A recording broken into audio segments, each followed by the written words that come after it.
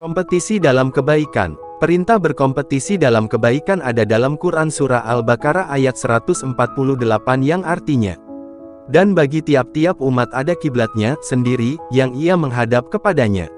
Maka berlomba-lombalah dalam membuat kebaikan, di mana saja kamu berada pasti Allah akan mengumpulkan kamu sekalian pada hari kiamat. Sesungguhnya Allah Maha Kuasa atas segala sesuatu. QS Al-Baqarah 148. Isi kandungan Quran Surah Al-Baqarah 148. Surat Al-Baqarah ayat 148 menjelaskan bahwa setiap umat manusia memiliki kiblat untuk beribadah. Kiblat umat Islam adalah Ka'bah yang ada di Masjidil Haram, Masjid Al-Haram. Sebelum menghadap Ka'bah, umat Islam melaksanakan salat menghadap Baitul Maqdis, Bait Al-Maqdis. Pada saat Rasulullah dan umat Islam melaksanakan salat menghadap Baitul Maqdis, kaum Yahudi mengolok-olok dengan menyatakan bahwa umat Islam meniru kiblat mereka. Selanjutnya Allah SWT memerintahkan kepada Rasulullah dan umat Islam agar melaksanakan ibadah menghadap ke Masjid Al-Haram. Pesan utama dalam surat Al-Baqarah ayat 148 adalah berlomba-lomba dalam kebaikan. Allah SWT memerintahkan kepada hambanya agar berlomba-lomba dalam kebaikan. Selama masih ada kesempatan untuk berbuat baik, pergunakan kesempatan tersebut dengan sebaik-baiknya. Setiap perbuatan manusia yang dilakukan selama hidup di dunia akan mendapatkan balasan yang sesuai di akhirat. Untuk melaksanakan pesan utama dalam ayat ini tidaklah sulit, banyak sekali lahan untuk berlomba berbuat kebaikan, misalnya kepada fakir miskin, anak-anak yatim, pembangunan masjid yang belum selesai pembangunannya DCB. Semua itu dapat digunakan sebagai tempat beramal dan berlomba dalam kebaikan.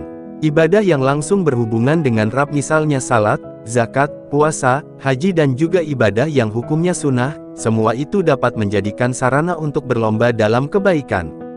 Adapun keuntungan orang yang lebih dahulu berbuat kebaikan ada di Quran Surah Al-Fatir ayat 32 yang artinya, kemudian kitab itu kami wariskan kepada orang-orang yang kami pilih di antara hamba-hamba kami, lalu di antara mereka ada yang menganiaya diri mereka sendiri dan di antara mereka ada yang pertengahan dan di antara mereka ada pula yang lebih dahulu berbuat kebaikan dengan izin Allah, yang demikian itu adalah karunia yang amat besar.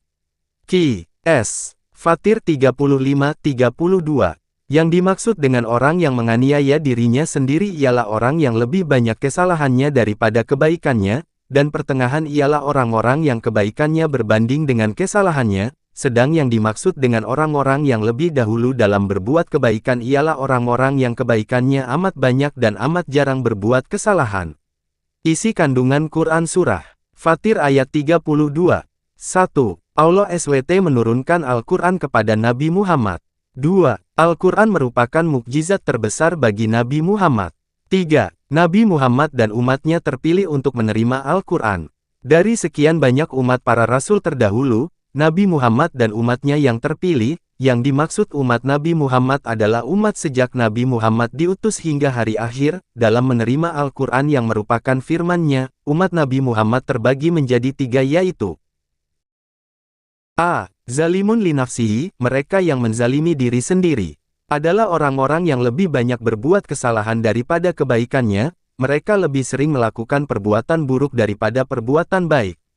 Mereka lebih sering meninggalkan perintah Allah daripada menjalankan perintahnya. Orang yang termasuk golongan ini menolak Al-Quran dan memilih jalan hidup yang lain. Mereka tidak mau menjadikan Al-Quran sebagai pedoman dalam menjalani kehidupan. B. Muktasid, mereka yang pertengahan. Adalah terdiri atas orang-orang yang kebaikannya sama dengan keburukan yang dilakukannya.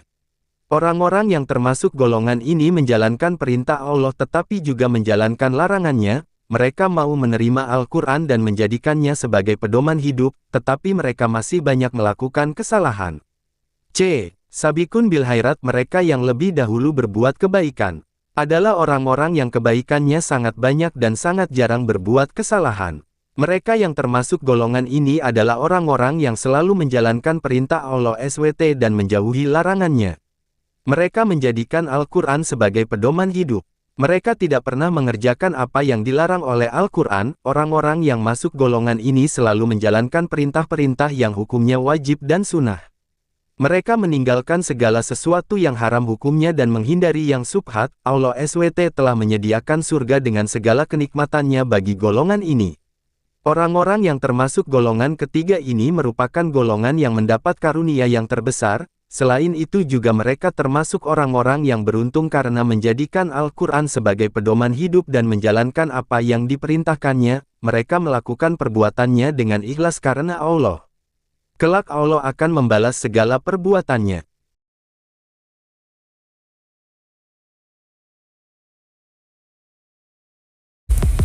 Terima kasih banyak. Mohon maaf jika ada salah. Semoga kita masuk surga. Semoga kita semua disehatkan badan, dilancarkan rezeki, dikabulkan segala hajat.